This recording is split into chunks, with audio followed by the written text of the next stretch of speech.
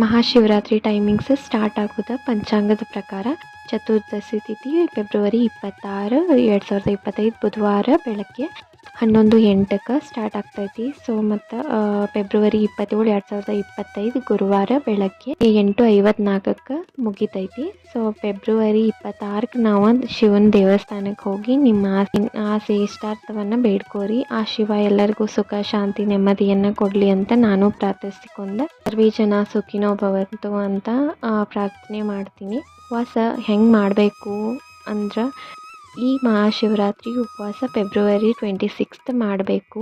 ಈ ದಿನ ಬೆಳಗ್ಗೆ ಸ್ನಾನ ಮಾಡಿಕೊಂಡು ಶಿವನಿಗೆ ಗಂಗಾ ನೀರನ್ನು ಹಾಕಿ, ಇದಾದ್ಮೇಲೆ ದೇವರಿಗೆ ಶ್ರೀಗಂಧ ಹಚ್ಚಿ ಬಿಲ್ವಪತ್ರೆ ಮತ್ತು ಹೂವು ನೀರನ್ನು ಹಾಕಿ ಪೂಜೆ ಮಾಡಿರಿ. ಇದಾದ್ಮೇಲೆ ನೀವು ಉಪವಾಸ ಸ್ಟಾರ್ಟ್ ಮಾಡ್ಕೋರಿ. ಈ ಉಪವಾಸದಾಗ ಬರೀ ಸಾತ್ವಿಕ ಆಹಾರ ಅಷ್ಟೇ ತಿನ್ನಿರಿ. ಈ ಉಪವಾಸ ದಿನ ಮೂಲಂಗಿ, ಬದ್ನಿಕಾಯಿ, ಕರಿದ ಆಹಾರ ಏನೂ ತಿನ್ನಬಾರ್ದು ಮತ್ತು ಕರಿದ ತಿಂಡಿ ಎಲ್ಲ ತಿನ್ನಬಾರ್ದು. ಹಣ್ಣುಗಳನ್ನ ನೀವು ತಿನ್ಬೋದು. ಈ ಉಪವಾಸ ಧ್ಯಾನ ಮಾಡೋದ್ರಿಂದ ಆ ಶಿವ ಯಾವಾಗಲೂ ಅವನ್ನ ಆರಾಧಿಸೋ ಪೂಜಿಸೋ ಭಕ್ತರನ್ನ ಸದಾಕಾಲ ರಕ್ಷಣೆ ಮಾಡ್ತಾನೋ ಮತ್ತು ಅವರ ಆಸೆಗಳನ್ನ ಈಡೇರಿಸ್ತಾನಂತ ನಂಬಿಕೆ ಐತಿ.